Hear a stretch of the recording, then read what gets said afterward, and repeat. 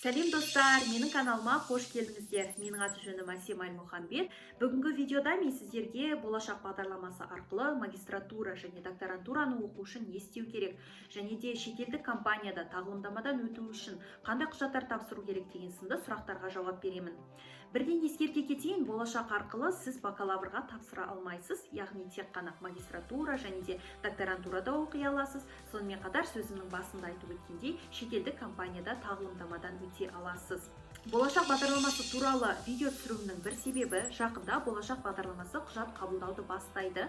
Ал ол нақты қашан басталып, қашан аяқталатынын мен жақында өзімнің инстаграм историямда жариялайтын боламын. Сондықтан да менің инстаграмыма да жазылыңыздар. Ол жерде мен өзімнің Америкада бастан өткерген қызықты жағдайлар, сонымен қатар Америкадағы университеттерге құжат тапсыру үшін нені ескеру керек, қандай құжаттар тапсыру керек, қажетті ақпаратты қандай ресурстардан іздеу керек деген сынды пайдалы ақпаратты бөлсем, сондықтан да мен сіздерді инстаграмда да күтемін. Өзім болашақ бағдарламасының стипендиатымын, яғни болашаққа құжат жинау, құжат тапсыру, қажетті емтихандардың өту сынды барлық процестен өз басым өткенмін. Сондықтан да өзімнің тәжірибеме сүйене отырып, сонымен қатар болашақ бағдарламасының 2021 жылғы құжат қабылдау процесіне енгізген өзгерістер мен толықтырулардың барлығын зерттей келе сіздерге толық мағлұмат беретін боламын.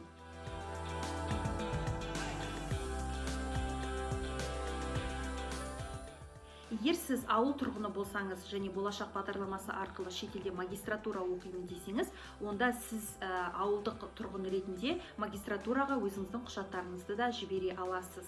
Ол үшін қандай құжаттар керек екеніне тоқталып өтейік.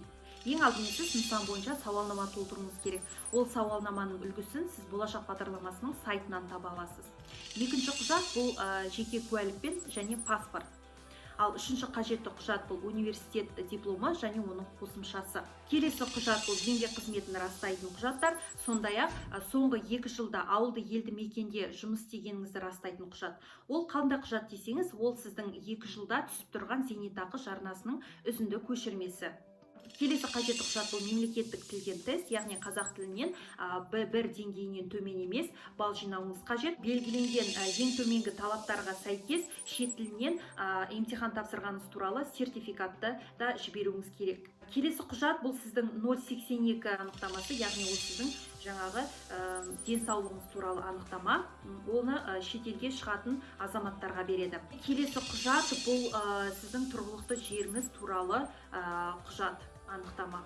Бұл құжаттардың барлығын сіз электронды үкімет порталы арқылы электронды түрде жібересіз.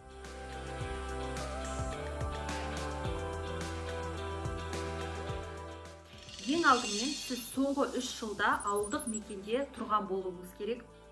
Екінші талап, сіз соңғы 2 жылда ауылдық мекенде жұмыс істеген болуыңыз керек. Сіздің бакалавр немесе маман дипломыңыз GPA-сы 4-33 немесе 4 балдан кемінде 2-67 болу керек GPA-ңыз.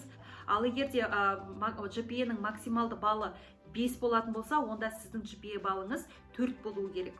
Бұның барлығы ауылды мекеннен шыққан үміткерлерге арналған талаптар мен құжаттар тізімі. Ал егер сіз ауылдың тұрғыны болмасаңыз, немесе ауыл тұрғыны болған жағдайда да жаңағы ауылды мекенде жұмыс істемеген болсаңыз, бірақ болашақ арқылы шетелде магистратура дәрежесін алғыңыз келсе, онда сізге қойылатын талап сәл өзгешерек.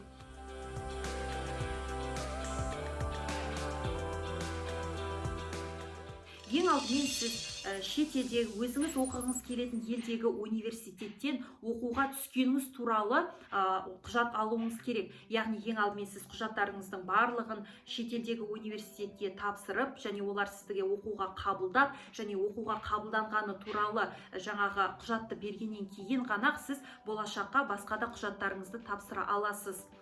Яғни және де сіз тапсырған оқуға түскен университет ол болашақ бағдарламасының тізімінде болу керек. Яғни болашақ бағдарламасының өз университеттерінің өз тізімі бар. Сіз ол шақыртуды қолыңызға алғаннан кейін оның жаңағы нотариалды түрде қазақ немесе орыс тіліне аударылған аудармасын болашақ бағдарламасына жібересіз. Екінші қажетті құжат бұл сіздің жеке куәлігіңіз бен паспортыңыз. Сонымен қатар сауалнама толтыруыңыз керек. Сауалнаманы сіз болашақ болашақ бағдарламасының сайтынан табасыз. Келесі құжат бұл 082 анықтамасы, яғни бұл шетелге шығатын азаматтарға берілетін денсаулығы туралы анықтама. Келесі құжат бұл сіздің қазақ тілінен тапсырған Б1 деңгейінен төмен емес нәтижесі бар қазақ тілінен емтиханның нәтижесі, сертификаты. Сонымен қатар сіз бакалавр дипломы және оның қосымшасын жіберуіңіз керек. Және де келесі құжат бұл сіздің түскен университетіңіздің және бағалау жүйесі туралы ақпарат, және ол ақпаратты сіз қазақ немесе орыс тіліне нотариалды түрде аударылған аудармасын болашақ бағдарламасына жіберуіңіз керек.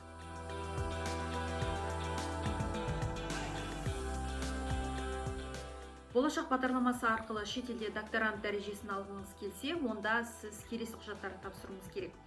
Болашақ бағдарламасының тізімінде бар университеттен докторантураға қабылданғаныңыз, шартсыз қабылданғаныңыз туралы құжат болуыңыз керек қолыңызда. Және ол құжатты нотариалды түрде қазақ немесе орыс тіліне аударып болашақ бағдарламасына жіберуіңіз керек. Шетелдік жоғары оқу орнымен жеке оқу жоспарыңыз болу керек, және ол оқу жоспарыңыздың барлығы болашақ бағдарламасына көрсетілген уақыттың барлығына сәйкес келуі керек. Оны да сіз қазақ немесе орыс тіліне аударып болашаққа жіберуіңіз қажет. Келесі қажетті құжат бұл сауалнама. Ол сауалнаманы сіз болашақ бағдарламасының сайтынан табасыз. Жеке куәлігіңіз бен паспортыңызды тапсыруыңыз қажет. Сонымен қатар қазақ тіліне тапсырған B1 деңгейінен төмен емес сертификатыңыз болуы керек. Және де 082 анықтамаңыз болуы керек. 082 анықтамасы ол шетелге шығатын азаматтарға беріледі. Келесі құжат бұл сіз түскен университеттің үлгерім туралы ресми құжаты, сонымен қатар бағалау жүйесі туралы құжат болуы керек. Келесі қажетті құжат бұл университет дипломы және қосымшасы.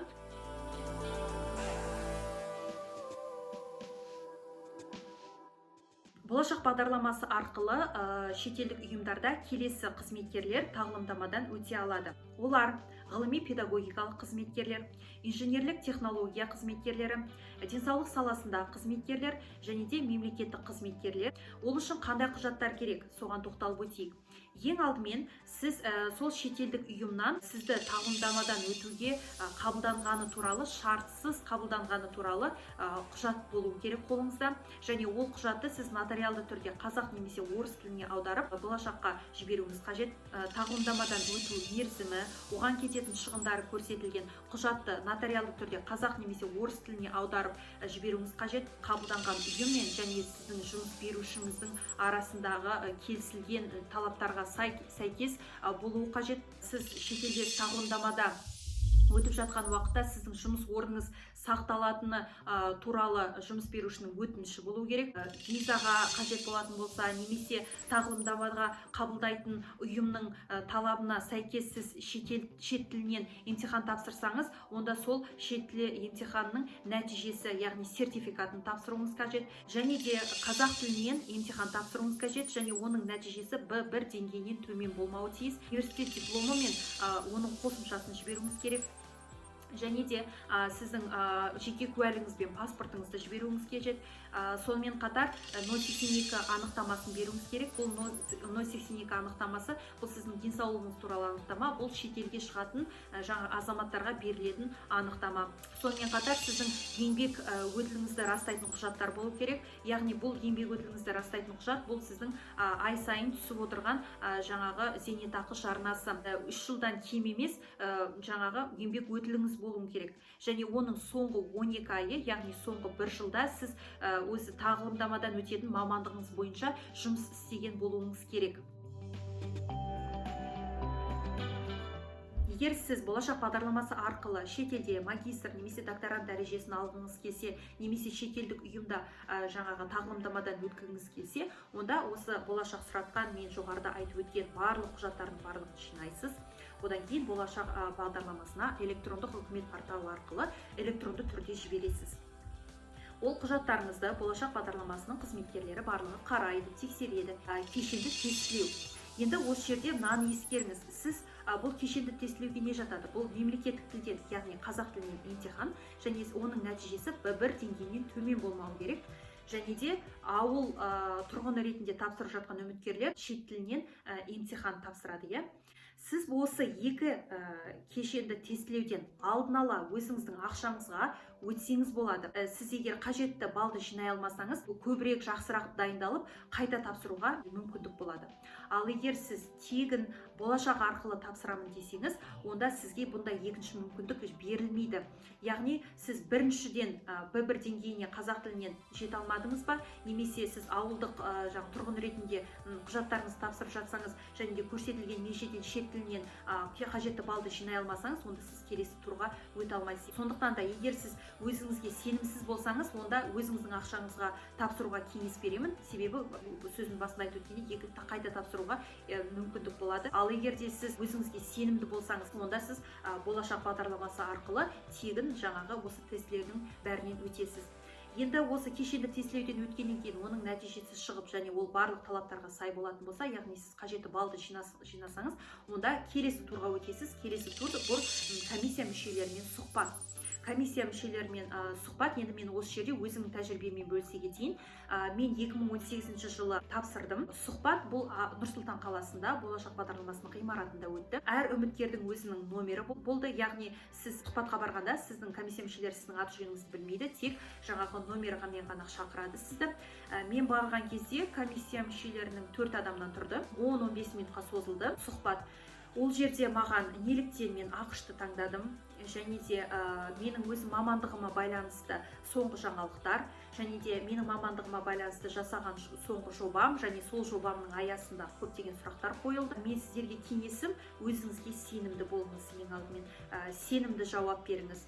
Ол жерге түрлі құйтырқы сұрақтар да болуы мүмкін. Шетелде қаншалықты эмоционалды, ол шетелде өзі жалғыз тұруға, оқуға дайын, соны тексеру үшін қойылған болуы мүмкін. Және біздің кезімізде, яғни 2018 жылы біз Қазақстан тарихынан Конституция бойынша емтихан тапсырдық. Сондықтан да Конституция бойынша, Қазақстан тарихы бойынша менде сұрақтар келмеді.